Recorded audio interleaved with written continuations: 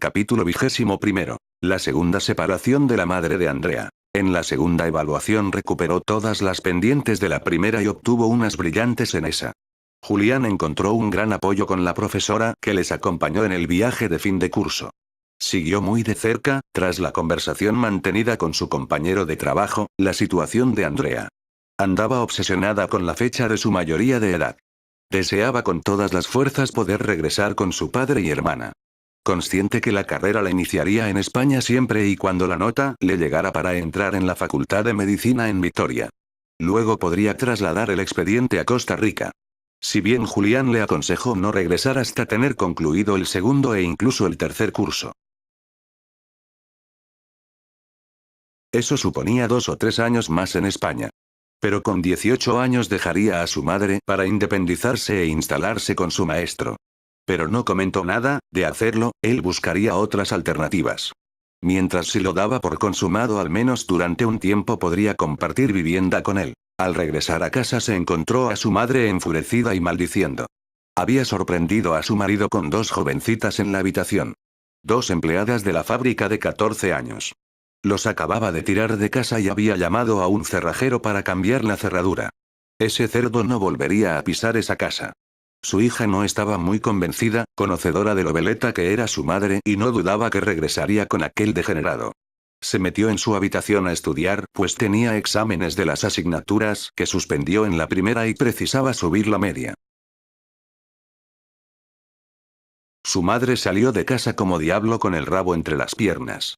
Entró en una comisaría y presentó denuncia contra su esposo por abuso de menores. Las oportunas pesquisas e investigaciones se iniciaron de inmediato.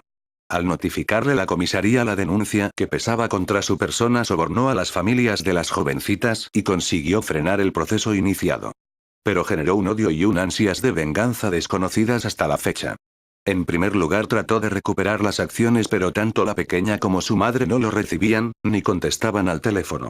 Un día sobre la mesa de su despacho en la empresa se encontró con todas sus pertenencias. A la vivienda no había conseguido entrar, pues habían contratado un guarda jurado las 24 horas del día. Cuando fue a sacar dinero, ella se le había adelantado, liquidando la cuenta y cambiando la facturación a una nueva que manejaba ella.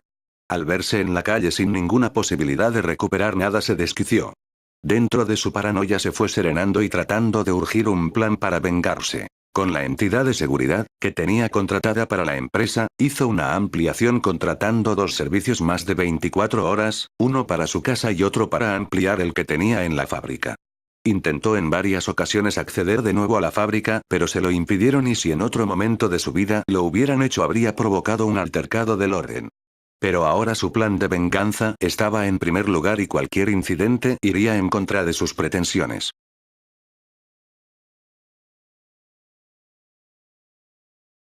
Pudo mantener su nivel de vida gracias a ciertas cantidades de dinero que había ido desviando hacia una cuenta en Suiza. Acumulando capital desde los inicios con su socio de Costa Rica hacía la friolera de 20 años y la cantidad desviada era considerable. Pero un día fue sorprendido con la citación en un juzgado para el divorcio, una vez legalizada la separación. Aquello le enfureció y a punto estuvo de tirar todo lo avanzado en su enfermizo plan de venganza. Acudió y realizadas las declaraciones y posiciones de uno y otro, el juez aceptó el divorcio. La actitud de su segundo marido le tenía preocupada, no era un comportamiento lógico de aquel salvaje, pero como también era una inconsciente lo olvidó. Quien sí estaba verdaderamente preocupado era Julián, convencido que aquel individuo intentaría algo. La vigilancia por parte de la empresa de seguridad era lo poco que se podía intentar, y eso ya se había encargado la madre de solucionarlo. Su padre seguía los acontecimientos con gran preocupación, pero se cuidó mucho de comentarlo en la familia, no quería alterar a su anciano padre. Por culpa suya había pasado un mal trago que le afectó a su salud y desde luego ahora no estaba por la labor de añadir nuevos problemas y preocupaciones, optando por ocultarlo. Con la excusa de consultar asuntos de la empresa, se desplazó a España para ver a su hija y darle su cariño y apoyo. Su ex contactó con él para que le aconsejara con aquella gran empresa. En cualquier otro caso ni le hubiera mirado a la cara, pero era una persona parecida a Julián. Olvidó todo rencor y le aconsejó que se apoyara en el empleado tico que había en la empresa. Conocía como nadie el negocio. No en balde estaba desde su fundación. Aquella bruja, aunque una desequilibrada, no era tonta y nombró gerente a esa persona recomendada por su ex. Pronto se dio cuenta del acierto en ese nombramiento y en el siguiente viaje tras agradecer el consejo intentó que volviera a su relación primitiva. Aquello le descolocó, su ex era una desequilibrada. Le había perdonado pero de eso a reanudar su vida sentimental cuando la pareja que tenía en la actualidad era una persona sensata y le llenaba plenamente. Después de su experiencia con la madre de su hija cualquier persona le hubiera parecido magnífica. Pero la madre de Roberto era algo fuera de lo común. Haber tenido la dicha de cruzarse con ella era lo mejor que le había pasado en la vida y ahora esa enferma de su ex pretendía que dejara ese milagro del Señor para volver a la inestabilidad, al capricho, a la incertidumbre. Le dejó las cosas muy claras, era la madre de su hija y le había perdonado, pero no podía pretender que ahora que su vida había encontrado una estabilidad lo tirara por la borda. No lo aceptó muy bien pero tampoco le importó. A pesar de no lograr que volviera, en esta ocasión permitió compartir más tiempo de lo estipulado con su hija. Tenía billete para Costa Rica, cuando faltando escasamente 3 días para volver al paraíso donde la posibilidad de conectar con Anki era real. Pero las noticias llegadas de Madrid le hicieron desistir y devolver los billetes, su madre se encontraba muy enferma. Fueron las más amargas vacaciones que recordaba en su vida. La que le dio la vida, la que lo educó en unos valores que mantenía, la que le inculcó esa filosofía de la vida, la que le ayudó a sacar la fe que tenía en Dios y en concreto en la figura de Jesús, esa se iba consumiendo por minutos. Con la procesión por dentro como era costumbre, sentado junto a ella, mostraba ese rostro jovial, alegre y lleno de vida, para transmitírselo a su madre. Su cansada, arrugada y temblorosa mano se enlazaba a la suya. Tumbada en el lecho prendía la mano de su hijo y se la acercaba a los labios para besarla. Aquel gesto de amor maternal le llegaba a conmover hasta el punto de tener que retirar el rostro para dejar que un par de lágrimas, que no había logrado retener, se desplomaran sin que su madre fuera consciente de ello. Luego con su acostumbrado humor le repetía aquella frase que tanto había oído y que le hacía sonreír. Mamá, en el próximo viaje me compraré un anillo de obispo para que lo beses. Esa sonrisa cargada de gratitud, de edad, de mueca de dolor, de cansancio de casi un siglo de vida, de amor maternal, la esbozaba a su hijo cuando la pronunció. El aliento, el latido, el calor, la mirada, el olfato, el oído se iba extinguiendo segundo a segundo. Notaba cómo su alma intentaba salir de aquel cuerpo y ella luchaba con las escasas fuerzas que le quedaba para retenerla y poder estar junto a su pequeño unos días, horas, minutos o segundos. Él junto a la cama, su hermana al otro con sus manos entrelazadas con la mujer que les dio la vida. Impotentes por retener la vida de la persona que se la dio a ellos. Derrotados ante la insensible muerte que se llevaba a su madre junto a su padre, allí en el paraíso que nos prometió Cristo. Unas palabras.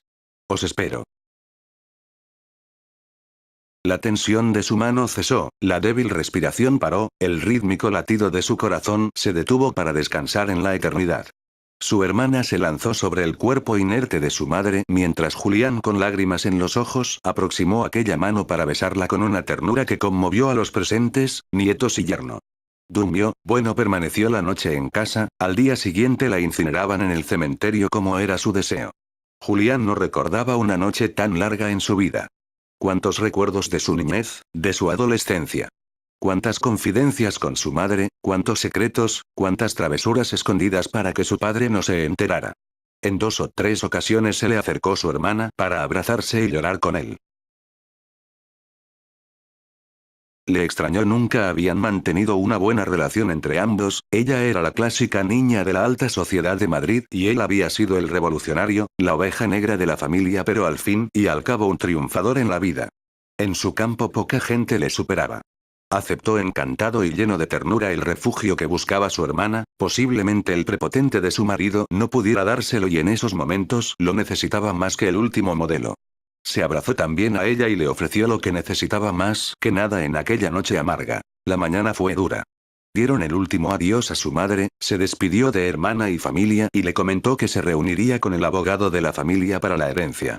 Julián sonriendo le comentó que lo que decidiera lo aceptaba. Sabía en lo referente a la economía que su hermana tenía los mismos principios. Su padre se encargó de inculcarles la importancia de no darle más valor del que tiene al dinero. Su cuñado puso a su disposición el coche con el chofer y le condujo hasta la estación donde tomó el tren para regresar a casa. La reanudación de la vida cotidiana le costó más de lo normal. Aquella desgracia que tenía que venir tarde o temprano le afectó más de lo que había pensado. Durante toda la semana restante, esa primera tras las vacaciones hasta desayunó en cafeterías. No estaba de humor para prepararse nada. Además tampoco tenía mucho apetito.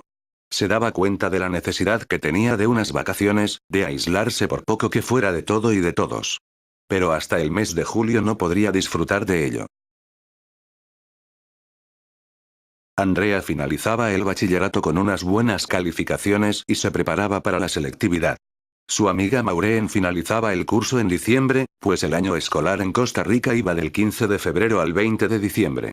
Una tarde le llamó a Andrea, el sábado y el domingo se celebraba un torneo de vóley playa y deseaba hacer pareja con él.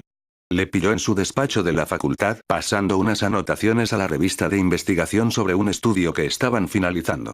Prefería que si encontraba otra pareja jugara con ella, de no conseguirla, podía contar con él. Por supuesto que ni lo intentó, su pretensión era jugar con él. Esa noche se acostó temprano, estaba cogiendo el primer sueño cuando el teléfono de casa le sorprendió. Se levantó, tomó el auricular y se encontró con su hermana al otro lado del aparato. Había estado en la notaría donde se dio lectura al testamento de mamá. Las cantidades y propiedades que heredaba cada hermano eran escandalosas. Le comunicó que el dinero en efectivo, su marido se encargó de ingresar el 50% en la cuenta de ellos y el otro 50% en la de él. Aquellas cantidades le iban a permitir no tener problemas para el resto de su vida y si hubiera tenido descendencia también con una buena administración podría vivir sin problemas. De inmediato pensó en el negocio de Costa Rica, la idea del padre de Andrea era interesante y las cantidades ingresadas podrían hacer frente a las pretensiones de adquirir unos navíos más modernos.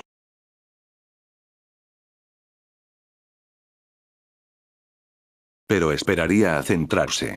En primer lugar deseaba conversar con su cuñado, no quería propiedades y esa época era buena para la venta de inmuebles y bienes.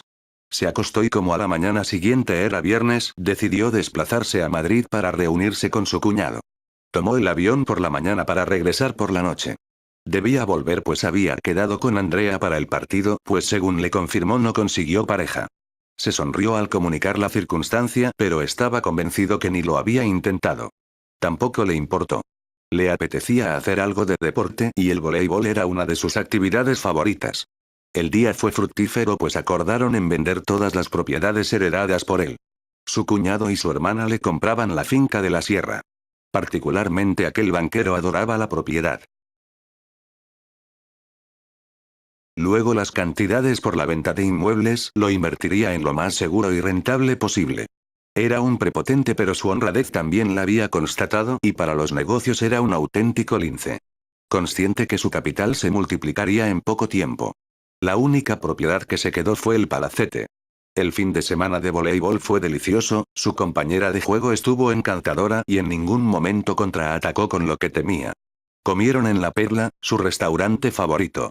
El decano le llamó a su despacho para comunicarle que el Ministerio de Educación había recortado el presupuesto para la investigación, especialmente en la Facultad de Ciencias de la Actividad Física y el Deporte. Por ello el equipo solicitado para iniciar una interesante investigación se había ido al traste. Planteó dejar la universidad. No le gustaban las presiones y cada vez le insistían más en que acudiera a simposios y ponencias, cosa que no le gustaba en absoluto. Intentó convencerle pero lo tenía casi decidido. Pero como no era una persona que tomara las cosas sin reflexionar, quedó en hablar al regreso del verano. En Costa Rica podría medir todo, analizar y ver si realmente compensaba seguir. El principal problema de la mayoría era el económico, cosa que tenía más que solventada. Precisamente esa cuestión era la esperanza que le quedaba al decano para no perder a ese gran profesional. Los exámenes de las PAU se iniciaban esa semana. Los nervios atenazaba a los estudiantes que se jugaban, según decía la gente, el futuro, presionando de una forma anormal a unos jóvenes que en esas situaciones lo que necesitaban era calma y sosiego para poder rendir lo que verdaderamente sabían. Andrea iba bastante tranquila, Julián había sabido quitar tensión a esos exámenes. Habían tenido grandes conversaciones sobre el tema y siempre el apoyo de su maestro le permitía ahora acudir a las pruebas con una serenidad y tranquilidad que muchos de sus compañeros envidiaban.